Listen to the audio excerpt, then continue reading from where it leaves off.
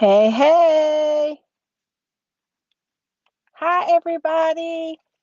It is Monday night. It's your girl, Saran. I'm back. I'm in the car tonight, but I didn't want to miss our live video tonight. We're going to talk about love, peace, and happiness. Not hair grease, happiness. Happiness with dollar signs. But if you're here, say something in the chat. Let me know you're here. Today, this week's money manifestation is I am enough. That is it. That is your word for the week. Say that to yourself. Say it in the chat. I am enough. So today we're going to talk a little bit about love, peace, and happiness. Why? Because it's the holiday season and a lot of us get sad when the holidays come. We have loved ones that maybe we've lost during this time, or we're missing loved ones during this time, or lots of different things, or there were things we used to do that we hadn't done. Maybe this year you're going to get to do them post COVID. It all just depends. But tonight I want to talk to you about some ways to be happy that aren't financial, right? And I talk about money. That's what I do. I help people eliminate debt, create income streams they can't outlive, create generational wealth. And I even, just all types of things, college planning, retirement planning, all those things that I do. But I feel like it's important to talk to you all tonight about non-monetary things that can make us happy. If you're here, I want you to just answer this question. Now, I know it's a bunch of y'all sneaking in on my YouTube channel, not saying anything, because every time I talk to y'all on the phone or text, you say, I've been watching your videos, but you don't make a comment. So make a comment. That's what I'm saying. I'm calling you out today. If you're watching the replay or live, make a comment. But tonight, again, just remember this phrase, I am enough. But it's some things that we as human beings often forget. If someone were to challenge you to write down one thing every day that you were grateful for, and then you go back and look at those things at the end of the 30 days, how many of them do you think will be monetary? That's right, Relevant Television. I'm enough. Happy Monday. How many of them do you think will be monetary? And I say that because this is something I'm actually doing. So I started right after Thanksgiving. A lot of people start in the beginning of November, but I felt like I started after Thanksgiving. I said I was going to give myself 45 days to say, what am I grateful for? And some days I would sit down to write one thing and end up writing six or seven. And then some days I write one. But over these last few weeks, I realized that almost none of them had to do with money. So your happiness isn't always about the money. Now, don't get me wrong, stress is tied to not having money for sure, but your happiness isn't always tied to money. Let me ask you this question. If you're watching live or watching the replay, think about something that you've done recently that you are really proud of yourself for doing. Think about that. And if you want to share in the chat, you can. But think about something you've been really proud of yourself for doing. That's happiness. I don't mean someone else called you and told you they were proud. You got a text or someone. I see that you pray for happiness unrelated to money. Someone called you, someone posted on your page, someone gave you likes, or that's not what I'm talking about. I'm talking about something you said you were going to do. You did it and you're proud of yourself for doing it. It could be something as simple as I said I was going to make my food for the week so that I could eat healthier during the week and I could not spend money in the street at some restaurants by your job that maybe not the best choices, right? That's something to be proud of. Maybe you said you were going to dress better for work, more professional, and you did. Maybe you did it 3 out of 5 days. Is that something you can be proud of? Maybe you said you're going to finish a project that no one else knew you needed to do, or you put in a little extra elbow grease that no one would really recognize with you because you went the extra mile, but you're proud of yourself. Find something for you to be proud of you for. That's one of the ways that you can have that happiness that we all seek. Because a lot of times when we're here in the holiday season, and right now, people think we're buying happiness. The stores think you're buying happiness. So they got Black Friday, Small Business Saturday, um, get your money together on Sunday for Cyber Monday, and then you got to start, and then you give on Tuesday. And so they have all these reasons for you to separate with your cash that they're telling you or promising you is going to create happiness for you. But what I'm saying to you is you can create happiness for yourself for free. Happiness can be free.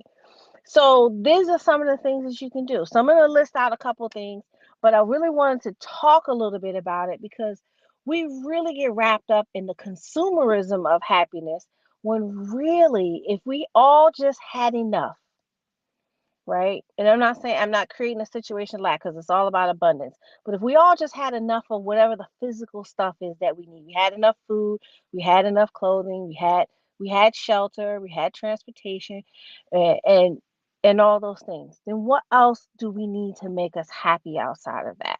Right? Our families are safe and healthy.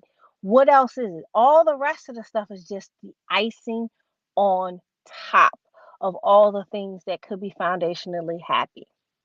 Now, one of the number one ways to help yourself have more happiness is to love your work. Do you love what you do? Now, if your answer is no, that's cool. But if that's what's paying your bills right now, you probably should keep doing it. Saran's not advising you to leave a job because you don't like it and it pays your bills. That's not what I'm saying. If you don't love it, then what could you be doing? Could you be volunteering somewhere where you love the work to give you that joy that you seek from the work or that fulfillment? There's a way to love your work, right? Are there ways that you're balancing, between some of the hard work and some of the things that you really enjoy? Today I was able to attend an event for a colleague of mine who is elevating in our workplace, and all the people there talked about her in such a way that you knew she loved what she did. She worked in an area for youth in the metropolitan area, and she loved what she did because everyone spoke about how she did so many things for them, and none of those things actually had to do with her job title. But she really loved what she did, and she really cared about the people that she worked with. And that's the type of happiness that comes from finding joy in the work that you do. Or if you do something that maybe is a little tedious or tough, what's the joy in it that you can find? Even if the joy is, I'm done with that project. You know what I'm saying? The other way is sometimes we have to set some boundaries with our time. Many of us don't set boundaries with our time, and I'm just going to say it, us melanated women, we don't set boundaries with our time or our money. We just give it all away to everybody who comes willy nilly asking for it. We got to be there for this one, that one, and the other one. But when do we show up for us? What is your self-care routine, right? What do you do to take care of yourself on a daily basis? Self-care isn't once a week, self-care isn't once a month, self-care is daily. What is it? Even if it's just making up your bed to make it a beautiful display so that when you come home at night, I did that for myself this morning. I got up and I made my bed, and my sheets are pretty, and I have an amazing comforter, and I have a bazillion pillows that are probably not necessary, but it's a great place for me to lay my head. I'm talking about my bed because I do that. That is definitely one of my self care routines. Um, but what is it? What are you doing to take care of yourself, right? How are you investing in yourself? Not just money, because investing money in yourself is important and investing your money is important, right? But are you reading any books that are educating you? Are you watching any YouTube videos or podcasts that are educational, not just entertaining? Because we got lots of entertaining things, but what are we doing to elevate you? Because the one thing no one can ever take from you is any money and time you've invested in your own self development. That is not returnable or, or refundable. No one can take away the development of your mind, body, and spirit. Those are all things that you benefit from. Are you exercising, right? Are you exercising in your young physical body so that when your body does age, because the secret is we're all going to get old if we're lucky. And the question is, what kind of older person will you be? Will you be unhealthy and needing lots of support and physical things and all the things that come along with not taking care of your body, or you be well adjusted and have great physique and great health. And that just means it could be some minor adjustments, but what are the things that are going to make you happy in the long run, right?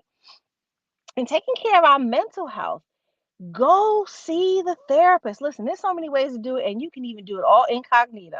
Nobody even have to know you're talking to a therapist because you can do it on Zoom. You can do it on the phone. You can do it on text. I seen one advertisement for a text where you can text and get support, but work it out. And sometimes you may need to work out some things spiritually, depending on your background. Work through that process. Work with your pastor, your minister, your rabbi, your spiritual leader, or read the books, do the work, right? But here's the thing, and this is not a popular belief but most people, but I'm going to tell you this, and I want you to listen really clearly. All the answers you need are within you, and you just have to tap into them. Talking to someone else, reading a book, going to an event or whatever, all those things are helpful. Going to um, regular spiritual services or church service or whatever you call it, they're all great. But the Creator put all the answers already inside of your mind, body, and spirit. You just have to tap into them, and you can get the answers that you need. You can get the healing you need. You can get development you need. You can get all of that if you really just tap in. Tapping in through spiritual work, through meditation, through physical exercise, through diet. These are ways that you can really invest in yourself and change the way things are going to be. The other thing is spend time with people that you love and you care about, or at least you enjoy being with. I mean, why not? Who doesn't like to kick it on the sofa and Netflix and chill, with their loved one, with their hubby, their wife, cousins, BFFs, have a pajama party and have some snacks and just do nothing. Maybe you don't even talk. Maybe you're just being present with one another. But those things matter and in your happiness, right? And I put dollar signs on it because these are things that money can't buy, right? And then the biggest thing is that people are depressed because they're living in the past. People are anxious because they're living in the future. But the people who are living in the present are happy. And you can be one of those three people, but you can't be all three at one time. You have to decide to live in the present in order to enjoy your presence where you are today. And the biggest thing I really want us to really think about are your moments of happiness. Moments of happiness make up a lifetime of happiness. It just doesn't, you just don't wake up one day and you have a whole happy life, but you will have moments of happiness that will compound over time, just like money, that will compound over time and will change your happiness quotient. Will it be instant? No, but it can happen for you if you make it an effort to do it. Like we talked about last week when we talked about the 12-week year, we talked about the book. You can set a goal for doing things that only make you happy. And the irony is, I've been running into a lot of people lately because I'm outside. You can see I'm in the car. I'm outside now again, a lot more than I was, during COVID, obviously, like everybody else, right? But many people keep asking, "Hey, are you crafting? Hey, are you making desserts? Hey, are you still doing this? Hey, are you still doing that?" And people are asking about things that they know that they've seen me do that bring me joy because I've done them for years and years and years. And I've done them for, hey, Rochelle, and I've done them freely and happily because they brought me joy. And so the thing is that you have to find the thing that brings you joy. And I laughed at myself today because someone asked me, I just left a political event. One of my good friends is now an elected official, so I went to support her. And she said, "Hey, are you still crafting?" And I was thinking, I love to craft, but I don't love opening up that craft armoire that I have everything in because it's so tough to open. But once I open it, it's on, you know. But finding little things that make you happy, so I love to decorate for Christmas. I decorate my whole house for Christmas. I decorate, one of my offices that I have for Christmas. Somebody came in and said, "It looks like Christmas just happened to throw up all over this place." And I'm like, "Isn't that what you want?" Right? But the thing is to find the things that will spark joy in your life and bring you happiness. those moments of happiness that will compound and compound and compound and compound. And so that's really all I have today. But just remember this: today's manifestation for the week, this week is mantra is I am enough. And why did I pick I am enough? Because so many people walk around feeling like they're inadequate. They feel like they're not enough for whatever reason. I know I struggled with it for many times in my life where I felt like maybe I wasn't enough because I didn't have this or I didn't have that, or maybe I started felt like I was starting behind the eight ball, and to go in and do double time and triple time the work to look up and find out nobody's where I'm at. I was ahead of the bunch. I was never behind, right? Hey, Lana. Hey, baby boy. That's my brother, Lionel. Hey, babe. But to find out that, you know what, I had outpaced everyone else just because I thought I was behind. I put so much stress and pressure on myself, not even realize I was already in the right place. I was already enough. And so that's why I went with the I am enough this week, because we have to remind ourselves that I am enough. Just showing up, you're enough. If you happen to be having financial challenges this Christmas, and you show up to the family holiday gathering and all you could do is just show up, well, guess what? You are the gift and you are enough, right? And you have to know that. And you have to know that when you go places and spaces, that you are enough. There's nobody in there that's more than you or less than you. You are enough because you are a sovereign being and you can be enough for yourself. So, remember that. And, I'm here to help with the finances. And I know that this conversation wasn't necessarily specific towards finance today.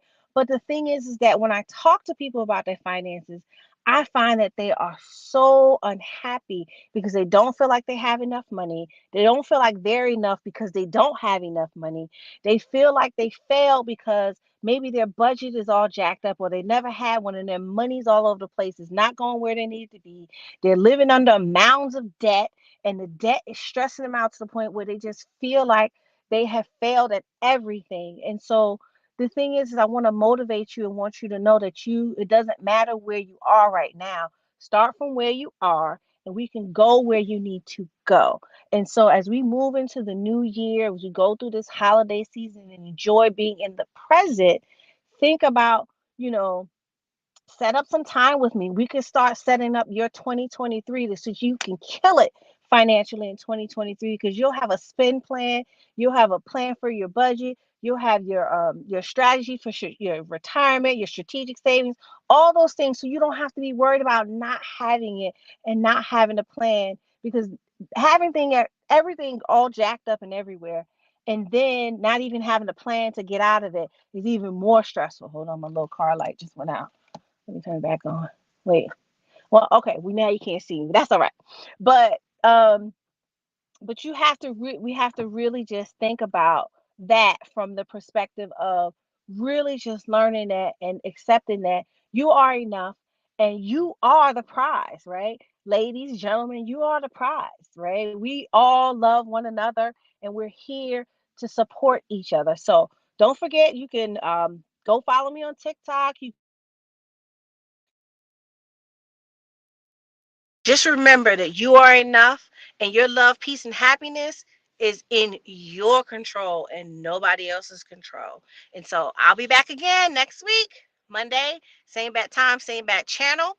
I love being here with you. Drop a comment in the chat box, but really just accept. I hope I didn't lose you because my car came on.